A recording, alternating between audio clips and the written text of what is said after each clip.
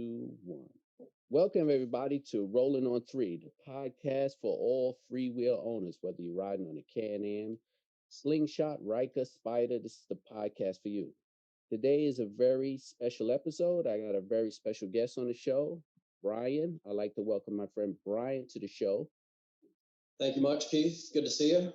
Thank you, Brian. Now, for all the people who are watching and listening, tell them who you are and what you do. So I get the pleasure of actually working for one of those brands that you just named. I lead global PR for the consumer side at BRP. So I get to have the fun of working across all of the brands at BRP, from Can-Am On-Road, which we're going to talk about today, to Can-Am Off-Road, Sea-Doo, and Ski-Doo. And that's my life, day in and day out, BRP fun in the power sports world. So I get to have a little bit of fun with what I do. That's my dream job of fun. But I have to ask everybody the same question. What are you rolling on? I'm rolling currently on a 2019 Ryker Rally Edition. I've been through the entire evolution, and we can get into this a little bit, I'm sure, when we chat, but I've been part of the on-road brand all the way back since 2006. And so I've had multiple vehicles of my own, but also had the chance to ride just about everything. Well, not just about, actually everything on the on-road side. And then, but currently I've got a Ryker Rally in my garage. The man of all the Can-Ams. So exactly, how did you and Can-Am come about? Well, I actually started outside of the company, and I was on the agency side back in the day. And my agency, it was a PR agency. I lived in New York at the time. We won the business to launch the Can-Am on-road portfolio. And back then it was the Spider GS that was going to be launched. And so I worked on the outside looking in, but was hired with a group of people to help launch all that is Can-Am on-road. And so ourselves, along with an ad agency and an events agency and this entire machine that had to be spooled up to launch Can-Am back in the day. I was a part of that and led that team for a number of years before coming over in-house. And so I had the first 2 prototype Spider GSs in a garage up on the Upper East Side of New York before anybody knew what they were. I had Quebec license plates on them. I would go through the toll booths out in New York, and they wouldn't know whether to charge me as a motorcycle or a car. They would get confused as to what 3 wheels was. Got pulled over by a police horse in Times Square once, asking me if this thing was road legal. So I had my fun out there for sure. That's interesting. A 3-wheel got pulled over by a 4-legged vehicle. That's not a lie, right there. It was one of these. It was, and then it usually turned into I got to check this thing out. I've never seen anything like this. And obviously, since that time, we've come a long way. Well over 100,000 vehicles out on the road now since launch, and nice. All over the globe. And so certainly people are a little bit more aware of the 3-wheel market as it stands now, and specifically Can-Ams. Yes, they are. So since my target audience is only the Spider and the Ryker, just tell me a little bit about the products, the sales, how many countries, just let them know. Yeah, for sure. So, as far as sales go this year, we had momentum prior to this year, but then getting into last year, 2020, we're all trying to forget that at the moment. But there's a lot of people that have discovered just kind of the joy of getting outside and riding. And that's across our entire portfolio of products that I was talking about earlier. But from an on-road perspective, BRP sells in 120 countries around the globe. We've got an awesome dealer network and distributor network all over the world. And so it's a truly global brand. There's people out riding these 3-wheel vehicles. I've met multiple people from Japan and Russia, and certainly many from Europe, and obviously all over North America, which is our biggest market. Right. But sales are going extremely well. Year over year, we're up 60%, according to our latest data that we have from Q3 that we released. And so Q3 of 2019 versus Q3 of 2020, there was a 60% increase in sales, which we love, and it's not just a standard type of person that's coming into riding, and specifically in the Can-Am side of things. Yeah, We've got a ton of. that's exactly what I'm learning now from the podcast. I've touched all bases. I've touched all genres. I mean, it's amazing how many different people I've talked to people overseas on the podcast, and it's just amazing. I mean, from 75 years old to 19 years old to a rapper to a teacher to, I mean, it's amazing the bases it covers. Yeah, I was shocked when I started this. You're right. You're right. It's awesome. And frankly, it's something that the entire industry has been trying to do for a number of years, is to try to get all these different types of people from different walks of life, and specifically newer generations of riders interested in riding. And it's something that we're cracking the code on, unlike anybody else, which is, again, been really fun to watch the global expansion of that and the adoption. And we've lived since day one. I can remember like the first advertisements that we had, but it's the essence of the open road should be open to all people, and we believe in that still today. And hopefully, you guys see that through the marketing that we do, the way that we interact with our communities, the way that we are truly riders ourselves, and trying to invite more people in. Like it's awesome. It really is a fun program to be a part of. That brings me to the thing I saw was the Open Road series. Is that one? People of the Open Road. People Yep. of the Open Road. Like that was a marketing strategy come up by your people, your team.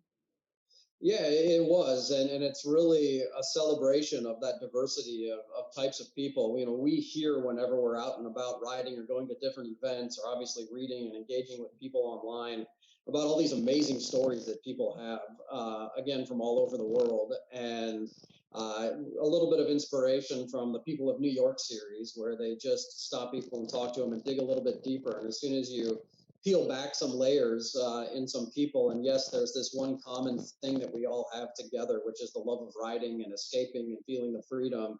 But beyond that, there's these wonderful stories about people and how they got there, and what their life is all about. And so peeling that back and learning some more about our riders, and then featuring those people online. It's a fairly new series that we created, but yeah, People of the Open Road. About once a month, we're hoping to feature somebody. We've got people already from overseas and Right. even the States featured as well. So yeah, it's a cool series. I hope that it continues. It should. We've got a ton of people to talk to. No, it is. It's pretty cool. I came across it when we were setting up the whole thing. So when it comes to the Can-Am market, like which country would you say is bigger? Like they steer more to the Spider or to the Ryker? Like how does that, like who's more popular with what? Yeah, I mean, there's adoption everywhere, but the U.S. and North America are the primary. So U.S. and Canada, the primary markets for both vehicles. We do a lot of sales there, and from a Spider standpoint, prior to the launch of the Ryker, we had great traction in the U.S. Japan is a big market. Europe is a big market for us, specifically France. And so it's been fun to watch this expansion from even not all 50 states into this bubbling out into what it's become today. And then with the launch of the Ryker, it has just really skyrocketed, pretty much all of those markets. And the campaigns that we've been doing and the way that we designed the product itself are all geared toward easing that barrier to entry. And regardless of where you live in the world, there are people out there, men and women, that have this love of adventure, but have never gotten on two wheels and never ridden a power sports vehicle. I mean, absolutely. I mean, I was a fan of the Spider when it first came out, but I was already on two wheels. So when the Ryker came out, it just blew me away. Like I ran to the dealership, and because it was New York, I had to get on a waiting list. That's how bad it was. That's right. When they came out, but I waited. I bought mine, and I haven't. I don't. The only time I don't ride is when it's too cold to ride. So I am definitely in love with the Ryker, man. I can't find right now. Not to. I can't find anything wrong with it at this point for me. I don't want to. I mean, I don't want you to find anything wrong. That's awesome. And I grew up on two wheels as well. And Okay. so I was a two-wheel rider before getting into this world of three wheels. And I don't know if you added to your garage or if you swapped from two wheels to three, but actually, which do you still have your two wheels or did No, you sell that? I'm off two. I've been off two wheels for probably 6 years maybe. I've been off. Nice. So, I Yeah. would say I was still had the love for it. I was still in the market, but now I was debating that if what I was going to go two or three, back to two or back on the three. So it was just one of those things. When it happens, it happens. And then, I always said, oh, I'm gonna get a Spider. Oh, no, maybe I'll get this. I don't know. And then just the Ryker dropped, and I was like, all right, the choice is made. Like, I didn't even have to think about it. I said, okay, so that's the one, So Yeah, it that's was made awesome. for me. It was made for me. So if You and a lot. go ahead, I go was just ahead. going to say, I was just going to say, you and a lot of other people, and whether it's somebody like you that has gone from two wheels to three wheels, or I made reference a minute ago to people that are adding three wheels to their garage because they realize that it's just an entirely different type of ride, and Oh, totally. Yeah. it's fun. It's fun as hell, and so if you can get out and ride, it doesn't matter what you're on, just get out and enjoy the road. And there's a lot of people that we pulled into the market, and some of the stats of the growth of the types of people that we're getting in that are younger and newer generations, or people that were able to extend their riding careers because they no longer feel comfortable on two wheels holding it up with the Spider or the Ryker. You don't have to balance. You're not worried about. That's a big deal. Yes. Yeah, you pull into a Thinking that. scenic overlook. You're not worried about loose gravel. Potholes aren't as big of a deal. So anyway, there's this comforting factor of that that's extending people's riding careers and bringing more people in. And my favorite, potholes where you live. Are still a big deal, but it's now you navigate them differently on a two wheel and a three wheel. As I learned that in New York City, it's a different type of pothole navigation style. So I don't want people to think that, hey, now you won't have to deal with potholes. If you come to New York, you'll deal with potholes. I don't care if your vehicle has six wheels, but you just have to learn now a different way of navigating potholes with three. That's true. That's true. Hopefully, they're not bigger than that wheel span between the rear wheel and that Yeah, front that right would be wheel a or left wheel. And problem. you can get through there. But I hear you on that. So right now, if someone is looking to get into riding, what would and what could Can-Am offer if you had to make the sale right now? Well, one of the things, so if you're talking about somebody who's just looking to get into riding, Absolutely. our rider education program is designed from the ground up to make it easy to do that. And that's not really a sales pitch. It's just me saying that in the past, people had to go learn on two wheels, even though they had no desire to ever ride on two wheels. That's what they had to learn on to even get into the three-wheel space. And so we recognize that as a huge barrier for people that were intimidated by riding on two wheels or just didn't have any desire to do that. And we've partnered with over 150 riding schools around the U.S. to create a three-wheel specific program where you actually learn to ride on three wheels. And then whether your state has a three-wheel license designation or just an automotive license to ride, like out in California, you don't have to have a three-wheel license. Anybody with a driver's license can go. But we've tailored these programs, and it's usually a 2-day program where you go and, for a fairly reasonable rate, depends on what the offer is at any point in time, but call it $100 approximately. Go, and over a course of a couple of days, you've got classroom time and you've got range time, they call it. So you're actually out riding in a closed course with three-wheel specific instructors with other people that are wanting to ride three wheels. So you're not with people that might look down their nose if they're wanting to get into the two-wheel market for somebody that's on three wheels, which is a stigma that we still deal with. But for anybody that's interested in getting started with riding, I would point directly towards go check one of these out. The worst case scenario is you're going to have fun for a couple of days and you decide it's not for you, and you still got to go ride. But we've had a lot of success with that and pulling people in, and we've got almost 30,000 people that have gone through this now. Wow. And it's a heck of a program that was spooled up. The stigma for the two wheels and the three wheel is not really a problem in New York. You don't ever see it like, I mean, I'm quite sure back in the days when the Can-Am came out, people looked down on it.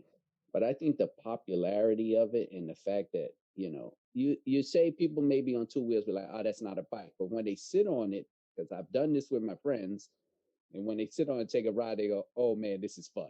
So it's almost like one of those things you're like judging the book by its cover, because when I sat on it, it reminded me of being a little kid on a big wheel again. And I loved that when I was a little kid. So, so I think that's how it is, because out here in New York, people roll up to you, whether it's a bike, whatever they're riding on, it's nothing but love. So I guess it's becoming very, very open to that. Hey, man, this guy's on a bike too. He could keep up, and he don't have to lean that hard when he makes a turn.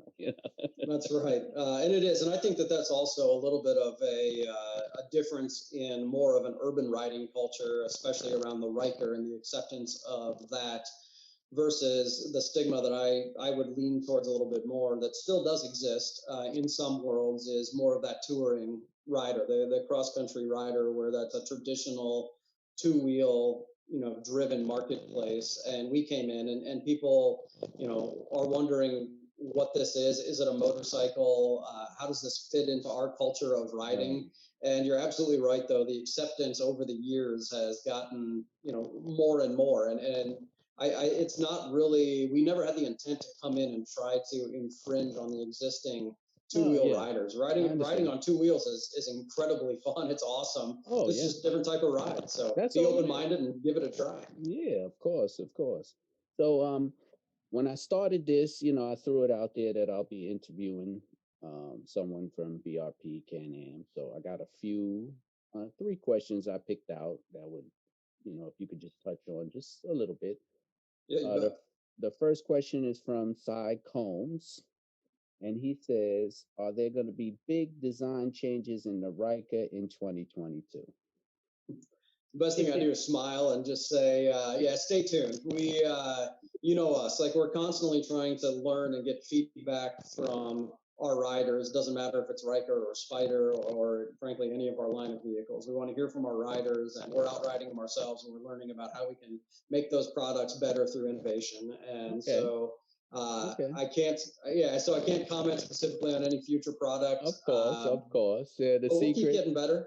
Yeah, all right, I get it. I mean, everybody wants to be surprised. Okay, my next question is from Henry Hill. Is there an electric Can-Am in the future? Henry, it's a good question. We released some prototypes about a year and a half ago of multiple electric vehicles from BRP they're just that. They're concept vehicles, and it's to show, we know that the future is electric, and that doesn't necessarily mean fully electric, but electric has a role in the future of transportation. And so the short answer is we're looking at it. It takes time.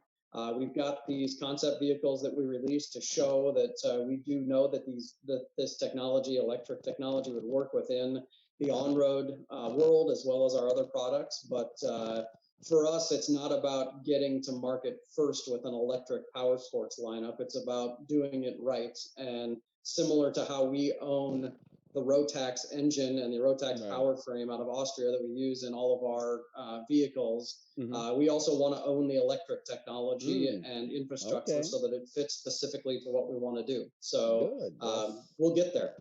I like that. I like that. And I have one question from Russ Maxwell. I mean, this was his question, but a lot of people sent it in. I don't know if it's a question or more of just a little complaint.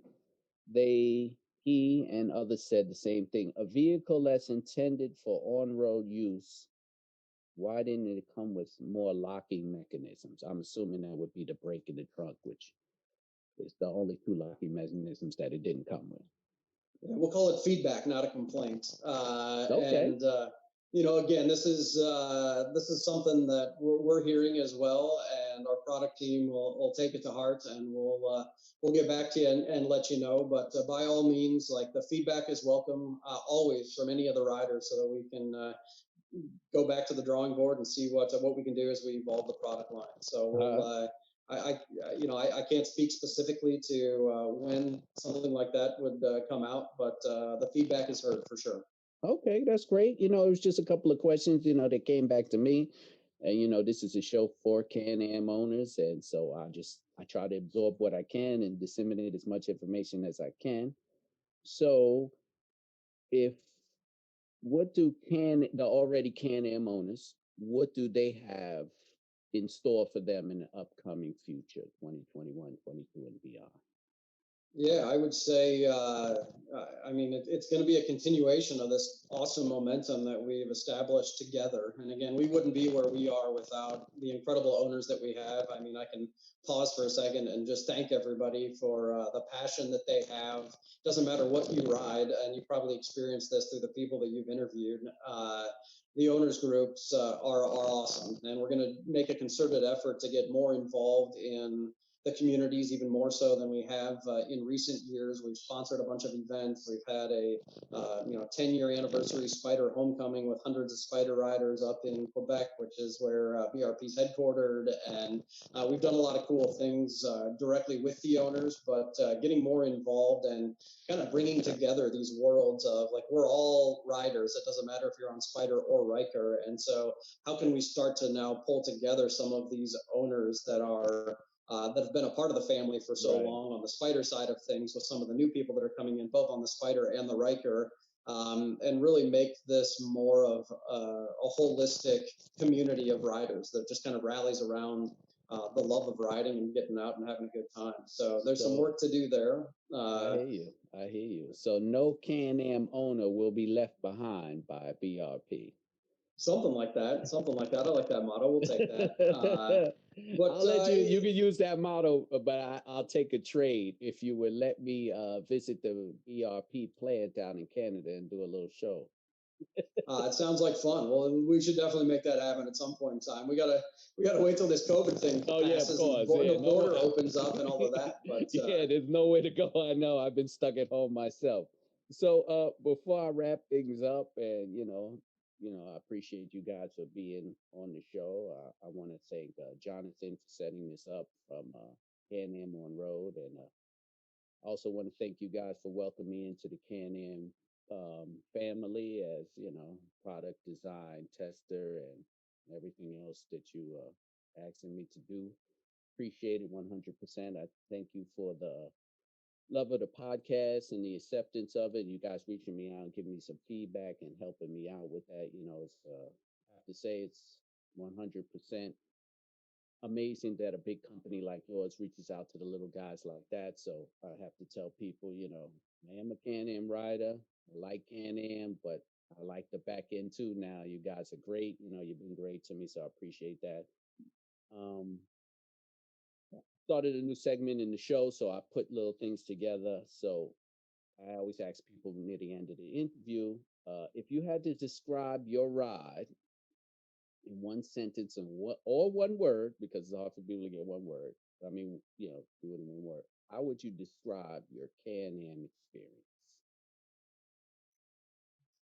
I'd go a couple of different things. One, I'd just say incredibly fun. But true to our tagline that we say right now, which I don't want to be viewed as a cop-out because it's so true, but it's a ride like no other.